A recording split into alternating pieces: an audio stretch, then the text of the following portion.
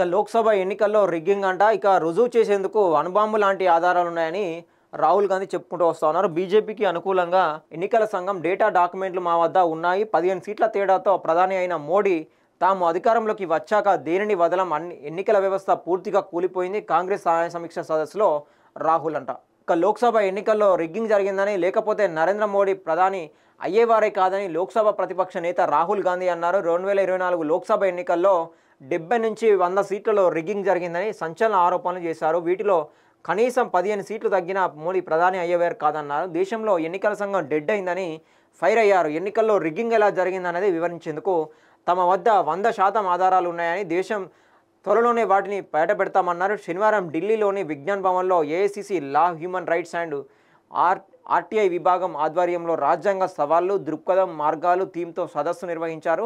ఈ సదస్సుకు AICC chief Kharge, అగ్రనేతలు రాహుల్, ప్రియాంక, ఏఐసిసి మెంబర్లు, కాంగ్రెస్ పాలిత రాష్ట్రాల సీఎంలు, పార్టీ శ్రేణులు, న్యాయ నిపుణులు, మేధావులు, విద్యార్థులు హాజరయ్యారట. సదస్సులో రాహుల్ గాంధీ మాట్లాడుతూ వారణాసిలో స్వల్ప మెజారిటీతోనే మోదీ గెలవడం, 70 నుంచి 100 సీట్లలో బీజేపీ గెలవడంపై అనుమానం ఉందన్నారు. మహారాష్ట్రలో లోక్సభ, అసెంబ్లీ ఎన్నికల మధ్య కేవలం 4 నెలల్లోనే 1 కోటి మంది కొత్త ఓటర్లు నమోదయ్యారని చెప్పారు. అందులో ఎక్కువ మంది బీజేపీ వాళ్ళే ఉన్నారన్నారు. రిగ్గింగ్ జరుగుతుందని 2014 నుంచే తనకు అనుమానాలు ఉన్నాయన్నారు. రిగ్గింగ్ జరగకపోతే గుజరాత్, రాజస్థాన్, మధ్యప్రదేశ్ అసెంబ్లీ ఎన్నికల్లో తమకు ఒక్క సీటు రాకపోవడం ఏంటని అన్నారు. ఇక్కడ రిగ్గింగ్ జరిగిందని చెప్పేసి గత కొన్ని రోజులు కావచ్చు, అంత ముందు నుంచి కావచ్చు చెప్పుకుంటూ వస్తూ ఉన్నారు. ఇప్పుడు తన దగ్గర ఆధారాలు ఉన్నాయని చెప్పేసి కూడా ఒక అణుబాంబు లాంటి బాంబు పేల్చబోతున్నారని చెప్పేసి ఎన్నికల గురించి, ఎన్నికల వ్యవస్థ మొత్తం డెడ్ అయిపోయింది, చచ్చిపోయిందని చెప్పేసి కూడా ప్రస్తావించడం జరిగింది. దీంట్లో 70 నుంచి 100 సీట్లలో బీజేపీ గెలవడం అనుమానం ఉందట. ముఖ్యంగా దాంట్లో మహారాష్ట్ర లోక్సభ కానీ అసెంబ్లీ ఎన్నికల మధ్య కేవలం 4 నెలల్లోనే, అంటే ఈ అసెంబ్లీ ఎన్నికలకును లోక్సభ ఎన్నికలకు మధ్య ఈ 4 నెలల డిఫరెన్స్లోనే, ఈ 4 నెలల గ్యాప్ ఏదైతే ఉందో ఆ నెలల గ్యాప్లోనే ఈ మహారాష్ట్రకు సంబంధించి అదే 4 నెలల్లోనే 2014 నుంచే తనకు అనుమానాలు ఉన్నాయని, రిగ్గింగ్ జరగకపోతే గుజరాత్, రాజస్థాన్, మధ్యప్రదేశ్ అసెంబ్లీ ఎన్నికల్లో ఒక్క సీటు రాకపోవడం ఏంటని అనుమానం వ్యక్తం చేస్తూ ఉన్నారు రాహుల్ గాంధీ గారు. సో దానిలో ఎక్కువ మంది బీజేపీ వాళ్ళే ఉన్నారని చెప్పేసి కూడా చెప్పుకుంటూ వస్తూ ఉన్నారు. సో దాని మీద ఆధారాలు కూడా బయట పెడతారని త్వరలోనని చెప్పేసి చెప్తా ఉన్నారు. ఇక అరుణ్ జైట్లీ నన్ను బెదిరించారట. కేంద్రంలోని బీజేపీతో పోరాడితే ఎవరైతే సరే ఆ పార్టీ టార్గెట్ చేస్తుందని రాహుల్ గాంధీ అన్నారు. ఇందులో భాగంగానే తనపై 30 కేసులు చేసిందని, వాటితో పోరాడుతున్నానని చెప్పారు. ఇక కేంద్రం తెచ్చిన 3 వ్యవసాయ చట్టాలపై రైతులకు మద్దతు ఇవ్వొద్దని తనను అప్పటి బీజేపీ అగ్రనేత అరుణ్ జైట్లీ బెదిరించారని ఆయన సంచలన ఆరోపణలు చేశారు. అగ్రి చట్టాలకు వ్యతిరేకంగా పోరాటం చేస్తున్న రోజుల్లో జరిగిన ఒక సంఘటన నాకు గుర్తున్నది. నన్ను బెదిరించేందుకు అరుణ్ జైట్లీని పంపారు. ప్రభుత్వానికి వ్యతిరేకంగా అగ్రి చట్టాలపై పోరాటం చేస్తే నాపై చర్యలు తీసుకుంటామని ఆయన బెదిరించారు. నేను ఆయన వంక చూసి, మీరు ఎవరితో మాట్లాడుతున్నారో మీకు తెలియదనుకుంటా, ఎందుకంటే మేము కాంగ్రెస్ వాళ్ళం, పిరికోలం కాదు, మేము తల వంచం, బ్రిటిష్ సామ్రాజ్యానికే భయపడలేదు, మీకు భయపడతామా అని తేల్చి చెప్పారట. అరుణ్ జైట్లీ బెదిరించాడంట.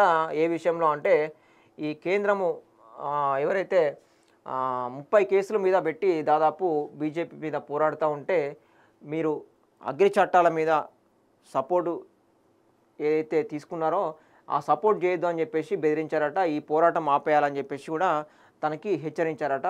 సో తను ఏం రిప్లై ఇచ్చాడంట అంటే, అప్పుడు అరుణ్ జైట్లీ గారికి, నేను బ్రిటిష్ సామ్రాజ్యానికి, బ్రిటిష్తో స్వాతంత్రం అప్పుడే మా కాంగ్రెస్ పార్టీ వాళ్ళు భయపడలేదు, మీకెందుకు భయపడుతున్నాము, ఎవరితో మాట్లాడుతున్నావు, ఏం మాట్లాడుతున్నావు అని చెప్పేసి రిప్లై ఇవ్వడం జరిగింది రాహుల్ గాంధీ గారు.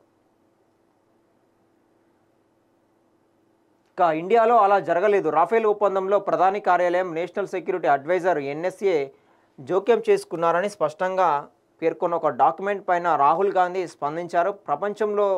ప్రపంచంలోని ఏ దేశంలోనైనా ఇలా జోక్యం చేసుకొని ఉంటే ప్రభుత్వాలు కూలిపోయేవన్నారు. కానీ ఇండియాలో మాత్రం అలా జరగలేదన్నారు. ఆ డాక్యుమెంట్ ఎక్కడికి వెళ్ళింది, ఎలా కనుమరుగైందో దేశ ప్రజలకు తెలుసన్నారు. తన చేతిలోని రాజ్యాంగం 5000 ఏళ్లకు పైగా దేశ చరిత్ర, సంస్కృతికి చిహ్నమని అన్నారు. ఈ రాజ్యాంగాన్ని రక్షించడం ద్వారా ప్రజల జీవన విధానాన్ని కాపాడుకుంటామని చెప్పారు. మతం పేరుతో ఇతరులపై దాడి చేస్తున్న వారిని మహాత్మా గాంధీ తీవ్రంగా విమర్శించారని అన్నారు.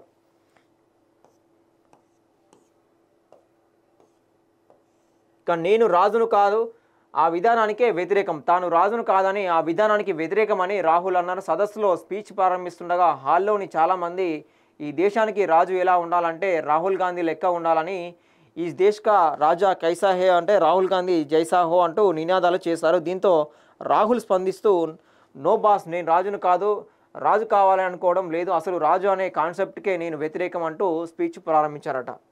సో మొత్తానికైతే లోక్సభ ఎన్నికలకు సంబంధించి రిగ్గింగ్ జరిగిందని చెప్పేసి పెద్ద ఎత్తున అక్కడ బీజేపీకి సంబంధించిన వ్యక్తులే అక్కడ ఈ 4 నెలల గ్యాప్లో ఉన్నారని చెప్పేసి దానికి సంబంధించి త్వరలోనే ఈ ఎన్నికల సంఘము బీజేపీకి సపోర్ట్ చేస్తూ ఎన్నికల్లో సపోర్ట్ చేస్తూ గెలుస్తూ వస్తూ ఉన్నది. అందుకనే కొన్ని చోట్ల మాకు సీట్లు రాలేదని చెప్పేసి చెప్పుకుంటూ వస్తూ ఉన్నారు. దానికి సంబంధించిన పూర్తి ఆధారాలు నా దగ్గర ఉన్నాయి. ఆ అణుబాంబు లాంటి ఆధారాలను త్వరలోనే బయట పెడతారని చెప్పుకుంటూ రావడం జరిగింది.